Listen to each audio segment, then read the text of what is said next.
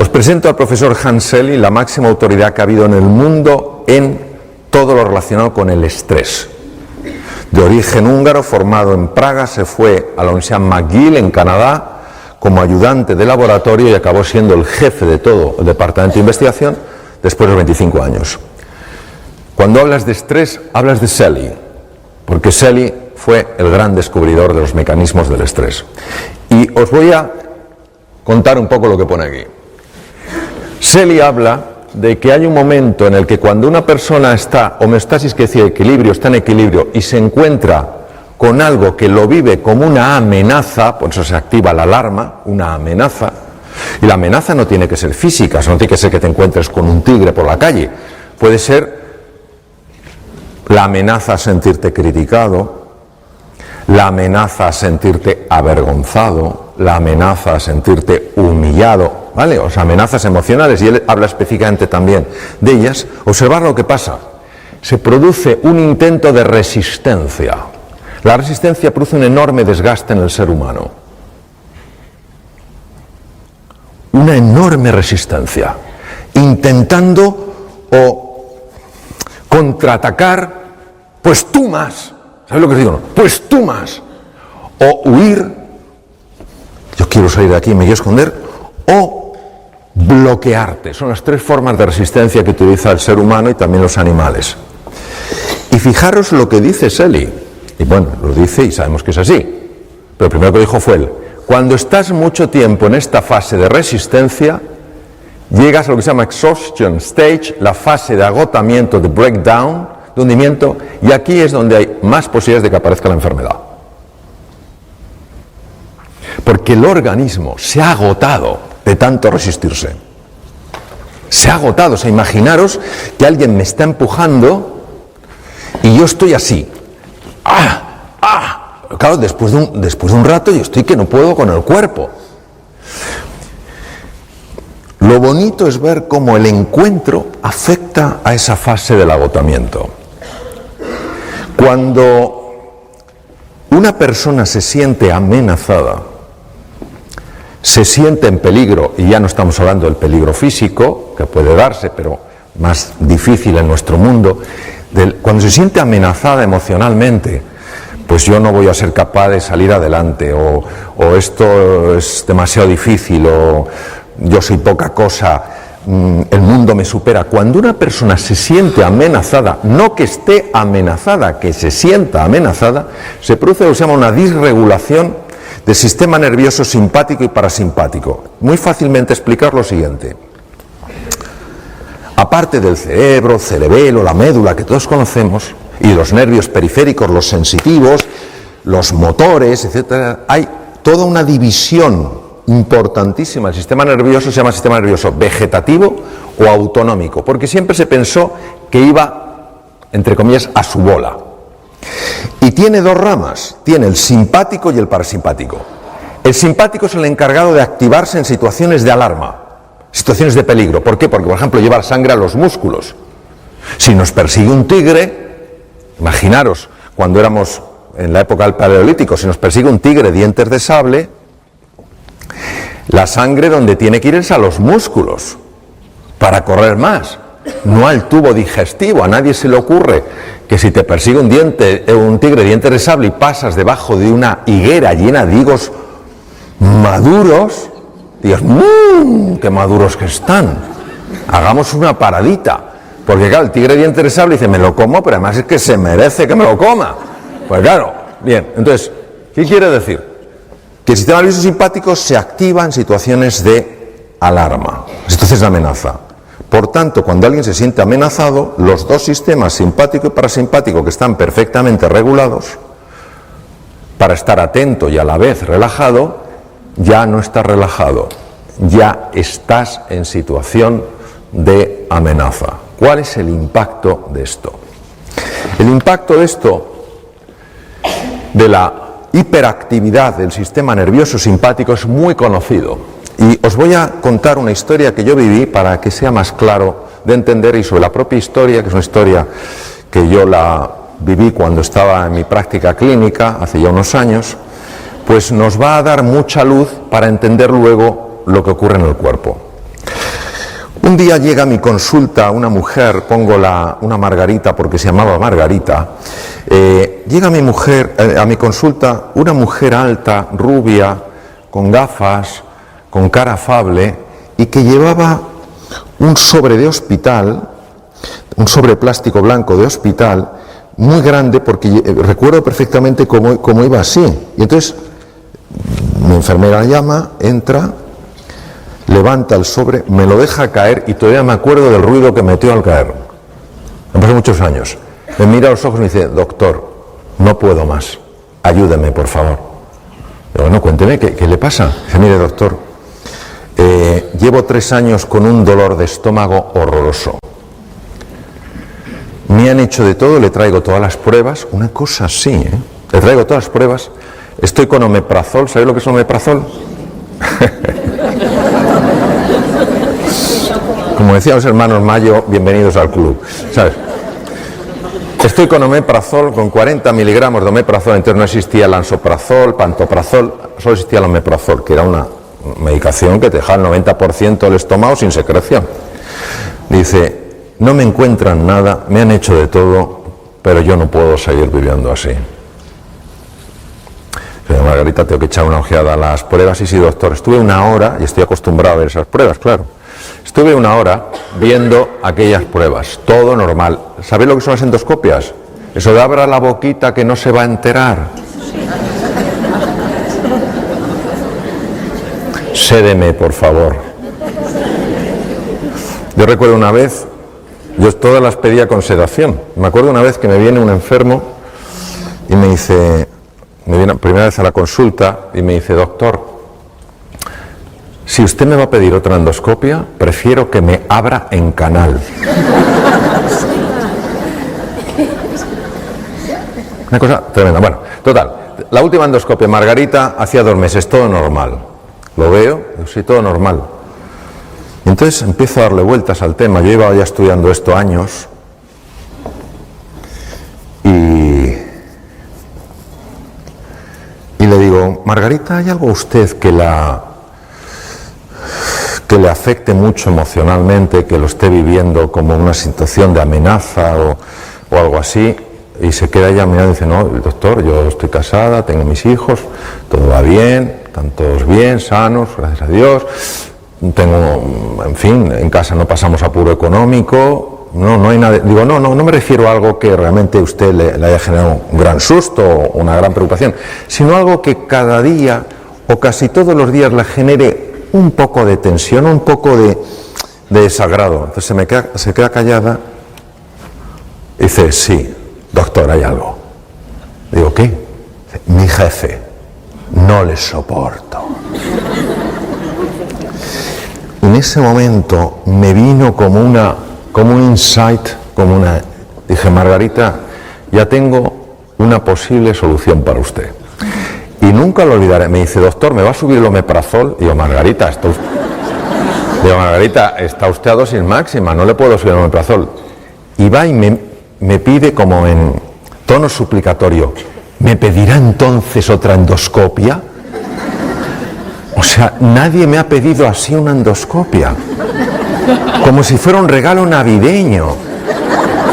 Dije, pero Margarita, si la última se la han hecho hace 2 meses. Dice, entonces, ¿qué me puede ofrecer usted? Le dije, pues mire, le ofrezco lo siguiente.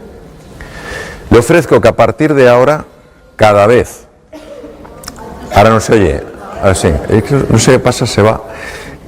Me voy a quedar así, si veis que me quedo...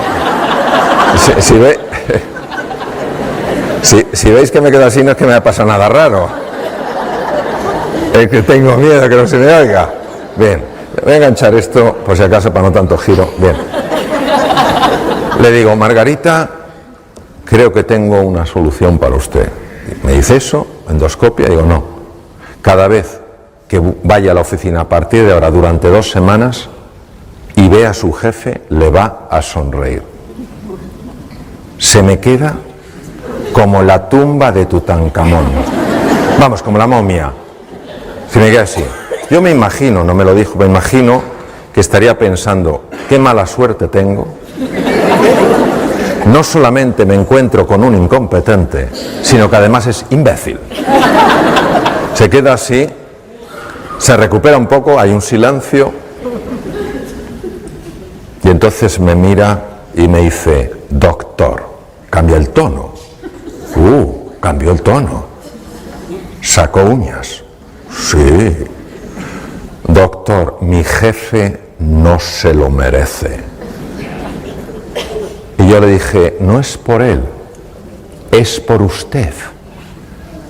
Y me dijo, no me va a salir. Y le dije, pues finja. Se me queda así como diciendo, prepárese que esto es como el frontón. Usted me da, yo soy una pared. Usted me da, es una pared. Y me dice, doctor, es que lo que usted me pide... Se puso como enfadada. Lo que me pide usted es tan raro. Y tal cual. Y dije, Margarita, es que no le puedo ofrecer otra cosa. Entonces ella se fue muy decepcionada. Le dije, 2 semanas, Margarita. Ella me miró como diciendo, usted a mí no me ve el pelo más. Total, se va. Yo doy por hecho, totalmente por hecho, que Margarita no va a volver. A las 2 semanas, yo de tanto quirófanos, consultas y tal, pasan 2 semanas, pasan 15 días, estoy sentado de nuevo en la consulta, en el mismo sitio, mi enfermera tiene la lista de los enfermos y tiene preparadas las fichas, pero yo normalmente ella va entrando y va saliendo, busca al enfermo, lo trae y ya me da la ficha, eso. Empiezan a pasar enfermos y entonces sale y resulta que fuera estaba Margarita. Entra mi enfermera, maravillosa, se llama Pilar, y Margarita desde fuera, antes de entrar, me mira y me dice, hola doctor. No había entrado en la consulta yo. Hola Margarita, que me acordaba. Doctor, si no lo veo, no lo creo. Yo, entre Margarita. Aquí hay una historia que usted me va a contar. Se sienta y digo, cuénteme Margarita. Dice, doctor, lo primero que quiero decirle es que ya no me duele nada el estómago. Dice, pero le voy a contar todo el proceso porque le va a interesar. Y yo, desde luego. Suelte, cuénteme. Dice, mire, yo salí de aquí, entonces para y dice, doctor, segundo le voy a decir una cosa, es usted un médico bastante raro, ¿eh? Y le dije, sí, eso me han dicho. Dice, bueno, le cuento. Yo salí de aquí pensando que era una estupidez lo que me había dicho. Pero no sé por qué decidí probarlo. Total, me había dicho 2 semanas. Dije, lo voy a probar, voy a experimentar, a ver si lo que me ha dicho ese loco funciona. Digo, cuénteme. Dice, mire, el primer día, tuve que utilizar todos los músculos del cuerpo para esbozar una tenue sonrisa. Pero conforme fue pasando el tiempo, algo cambió. Me fue más fácil la sonrisa, pero han pasado una serie de cosas muy interesantes. Digo, cuénteme. Dice, la primera de ellas es que usted no sabe lo que mi jefe ha cambiado. Dice, es otro. No le reconocería. Otro. Mucho más amable, mucho más humano. Otra cosa, no sé qué le ha pasado. Algo en su casa se ha debido arreglar, no sé qué. Otro. Lo segundo, como le digo, doctor, es que se me ha quitado por completo el dolor de estómago, pero no me he quitado el omeprazol hasta que usted no me lo dijera. Me dice, pero sí, me he quitado el Almax. Ella no me había dicho que tomaba Almax. ¿Sabéis los que son sobrecitos de Almax? Bueno, el sobrecito Almax, ella se lo bebía como quien bebe un vaso de agua. Entonces en la oficina todo el mundo la veía tomándose el Almax. Dice, doctor, entonces como dejó de dolerme el estómago a los pocos días, y ni siquiera le había hecho el Almax, y el Almax lo toma todo el mundo, el omeprazol no me lo quité, pero el Almax sí. ¿Y sabe lo que ha pasado, doctor? Le digo, ¿qué? Que mis compañeros se han dado cuenta y se han acercado a mí y me han preguntado, Margarita, ¿ya no tomas Almax? Y yo les he dicho, pues no. ¿Y eso? Pues que me he encontrado con un médico que me ha dicho dos cosas y se me ha quitado el dolor de estómago. Va, me mira y me dice, doctor, prepárese que le viene toda la oficina. Entonces, el tema es...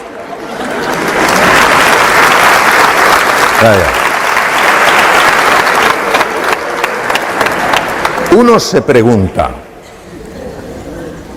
¿cómo es posible esto? Y ya tenemos una explicación. Tenemos una explicación de por qué el omeprazol no hacía nada y tenemos una explicación de por qué su jefe cambió. Y la explicación ya se conoce. Cuando una persona se siente amenazada, se activan unos núcleos en el cerebro que se llaman amígdalas. Siempre digo lo mismo, pero es que no quiero que haya confusión. Cuando hablo de amígdalas en el cerebro, no estas.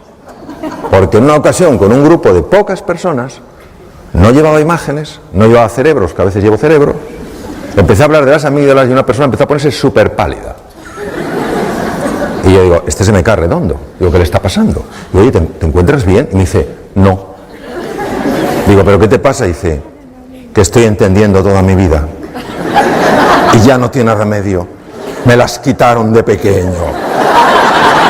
Vean, la confusión viene de que amígdala en griego es almendra y se parecen a estas, pero no son estas. Están en el cerebro. Es nuestro detector de amenaza. Cuando la amígdala se activa ante la percepción de una amenaza, lo primero que hace es robar sangre de la parte anterior del cerebro, lo cual produce cambios muy importantes en la percepción de nuestros recursos, porque al activarse la amígdala y reducirse el aporte de sangre a la zona anterior del cerebro, se pierde capacidad de comprender, se pierde capacidad de aprender, se pierde capacidad de ser creativo y se pierde capacidad de tomar buenas decisiones. Por eso, cuando tú, Blas, antes hablabas del sentido positivo de la vida, incluso en la enfermedad, es muy importante, porque si tú la enfermedad solo la vives como una amenaza, no podrás encontrar recursos naturales que tienes que te pueden ayudar a tomar vías que favorezcan la curación, porque ni siquiera las verás. Por eso un niño, una niña en un colegio, en una escuela, un estudiante en una universidad, donde sea, una persona en una empresa, que se sientan amenazados, no que estén amenazados, que se sientan amenazados porque no hay una cultura de encuentro, de cordialidad, de afecto, y activen estos centros, no importa lo inteligentes que sean, no podrán comprender, no podrán aprender, no podrán ser creativos. No porque no lo tengan, sino porque cuando se activan las amígdalas, el riego de la zona anterior del cerebro se reduce. Y esto explica perfectamente por qué determinados jóvenes que no van bien en un contexto y no aprenden, cuando les cambias el contexto, les cambias la forma de enseñanza, aprenden y aprenden muy deprisa. Pero es que el efecto en el cuerpo es también muy marcado, y uno de los efectos es en el estómago. Cuando una persona se siente amenazada, y Margarita se sentía amenazada por su jefe, que no necesariamente la estaba amenazando, pero ella se sentía amenazada, el sistema nervioso simpático hace exactamente lo mismo que si te persiguiera un tigre. El tubo digestivo lo paraliza. ¿Entendéis? Porque no te vas a poner a comer si te persigue un tigre. ¿Qué pasa con un estómago que se paraliza? Un estómago que se paraliza es un estómago a través del cual la comida no puede fluir bien. La comida, cuando no fluye bien, se estanca. Cuando se estanca, se pudre. Cuando se pudre, fermenta. Cuando fermenta, produce gas. ¿Qué hace el gas? Hincha las paredes del estómago. No hay medicación, algunas que te reducen el gas, pero el omeprazol, por más que te baje el ácido, si el problema no es el ácido, el problema es la dilatación del estómago. En el momento en el que Margarita empezó a buscar el encuentro al principio con una tenue sonrisa forzada, estaba mandando al cerebro un mensaje: tú no sonríes en presencia de la amenaza. ¿Os imagináis el tigre y que digas tú, ¡oh, qué oportunidad! ¡Oh, charlemos! No, entonces el simple hecho de el propio cuerpo disponerlo para el encuentro, y la sonrisa es así, es suficiente para que el sistema nervioso simpático se desconecte y se active el parasimpático. ¿Por qué se le quitó el dolor a Margarita? Porque el estómago empezó a funcionar. Ella no tenía ningún problema de estómago, por eso en las endoscopias no se veía nada, no había nada. Porque la dilatación no se ve en la endoscopia. Bien. Cuando al profesor Hanseli, del que os he hablado, le entrevistaron porque se hizo muy famoso, en una de las entrevistas de radio le hicieron una pregunta normal. Su respuesta fue singular. Estamos hablando de un fisiólogo puro que se pasó 25 años en laboratorios. No estamos hablando de un místico, no estamos hablando de alguien, de un filósofo, no estamos hablando de un gran humanista, hablamos de un biólogo puro. Le preguntaron, profesor Selly, ¿qué es lo que podemos hacer en una sociedad tan distresada? El distrés es el estrés negativo, como el de Margarita, el que daña. ¿Qué podemos hacer en una sociedad tan distresada para bajarlo? Contestación de Hanseli: ganarse el amor de su vecino. ¿Cómo es posible que este hombre fuera capaz de intuir cosas que se han descubierto muchos años después? Parte de la genialidad de él. Hoy en día sabemos que cuando una persona se encuentra con otra, con estos lazos de afecto, de cordialidad, de voluntad, de cooperación, automáticamente el cerebro produce una sustancia llamada beta-endorfina. Es un analgésico natural potentísimo. Capaz. Es como si tuviera algo y dijera, vuelve al centro, que te estás yendo. Capaz de reducir el dolor físico. Se sabe que es real, se sabe que es beta-endorfina real, no es algo imaginario, porque se bloquea con naloxona. Es decir, verdaderamente está bloqueando una molécula. Es decir, el ser humano en el encuentro experimenta menos dolor. Imaginaos el impacto que tiene esto en medicina. Tiene un impacto tremendo. Trabajo en un tema con niños con patologías malignas y esto es una cosa que estamos trabajando muchísimo. Hasta qué punto el encuentro, el sentirte apoyado, etcétera, verdaderamente tiene un impacto en la reducción del dolor, ¿no? Bien, pero lo siguiente que tampoco sabía el doctor Selly, pero lo intuyó, fue que cuando dos seres humanos tienen esa voluntad de encontrarse, esa voluntad de cooperar, esa voluntad de colaborar, se libera en sangre una hormona llamada oxitocina. Las damas que estáis aquí diréis, la hormona es mía. Yo soy mujer, yo he dado a luz, la lactación, todo lo que es el parto, la oxitocina, sí, pero también la tenemos los hombres y mujeres. La oxitocina es la hormona que se llama la hormona del amor, porque cuando tú te conectas con un ser humano, amistad, amor romántico, amor filial, lo que quiera, agape, amor como elección, la oxitocina protege naturalmente contra la enfermedad. Es un protector, por ejemplo, un protector del corazón y baja las cifras del LDL, del Low Density Lipoprotein, el colesterol, digamos, que se llama colesterol malo. Este es uno de mis maestros, el profesor Richard Davidson, dirige el centro más sofisticado en el mundo de imagen cerebral en relación a estados de silencio, estados meditativos, etc.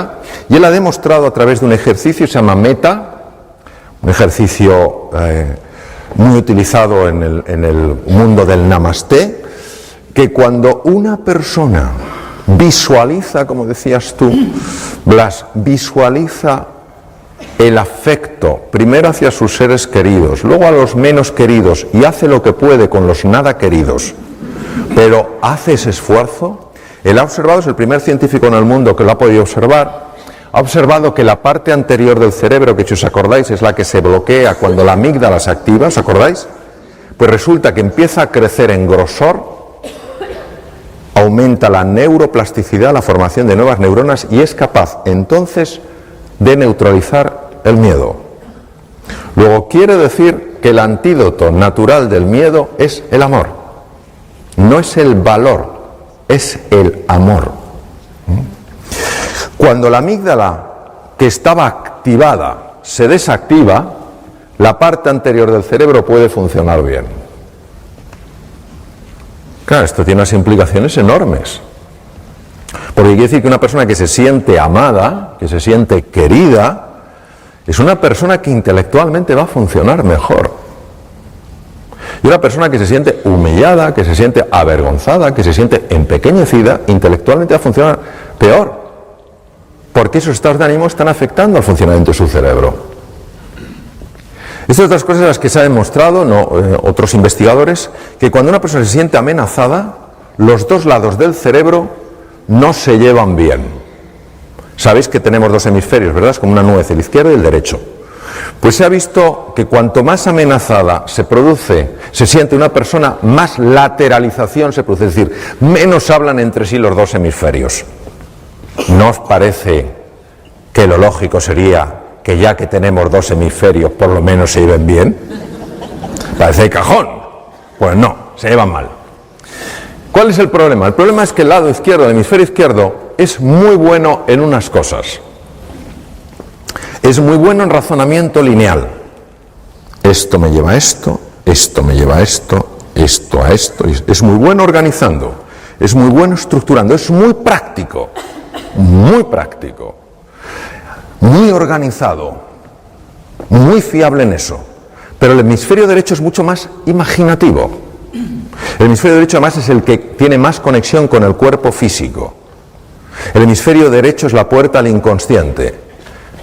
Claro, nosotros necesitamos a los dos. Necesitamos al soñador y al hacedor. Necesitamos al imaginativo y al práctico.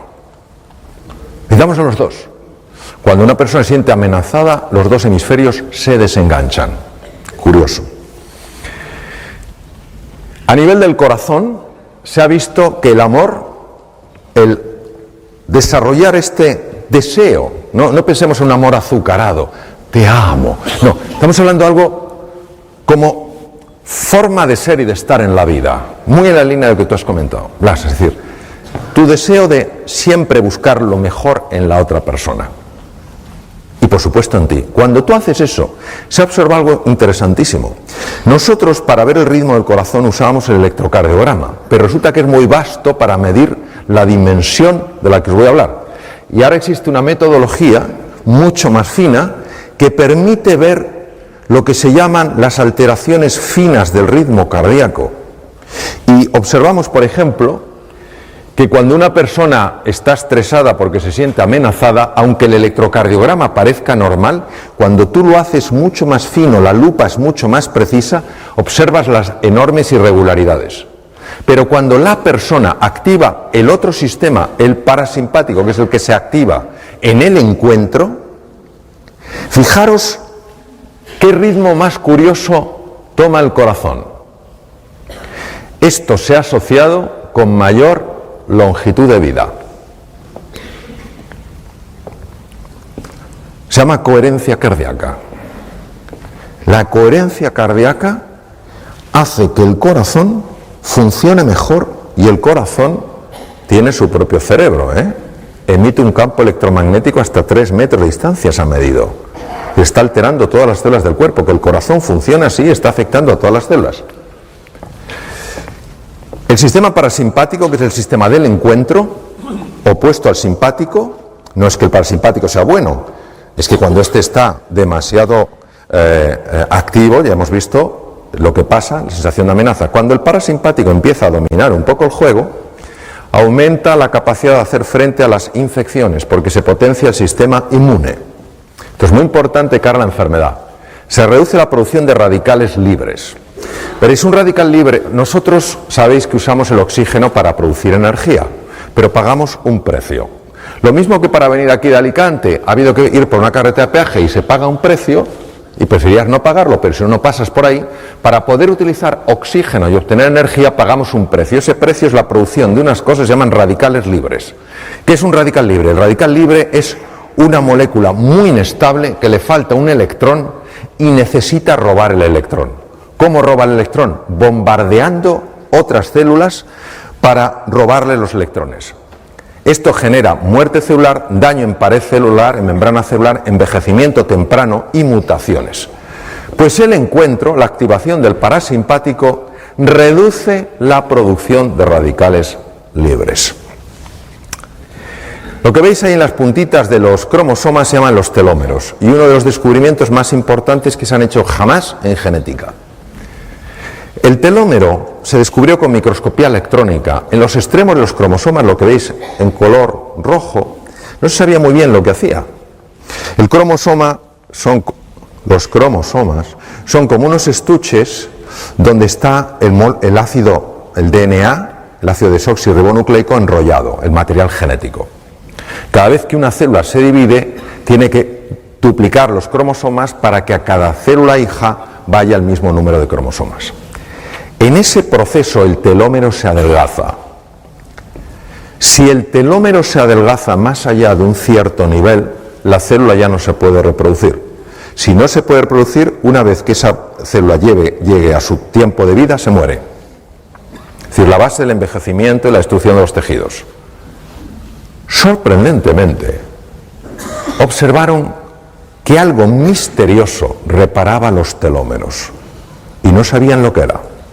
Hasta que una investigadora australiana y un equipo de investigadores norteamericanos, la doctora Elizabeth Blackburn, demostró que es una estructura enzimática llamada la telomerasa. 2009 es el año en el que ella ganó el Premio Nobel de Medicina y Fisiología por el descubrimiento de la telomerasa. Elizabeth Blackburn estudió a madres que tenían niños con patologías cerebrales que exigían una atención constante. Algunas de estas madres tenían la ayuda de sus maridos, de la comunidad, pero había algunas que estaban totalmente solas haciendo frente a ese desafío. Habían volcado toda su vida en el cuidado de su hijo, de su hija, que había nacido así, ¿vale? Localizó a estas madres que se sentían solas en su lucha. Les extrajo sangre y midió tamaño de telómeros y cifra de telomerasa. Tamaño de los telómeros era muy bajo, cifras de telomerasa bajas. Esto, la implicación, es un acortamiento de la vida. ¿Entendéis por lo que he explicado?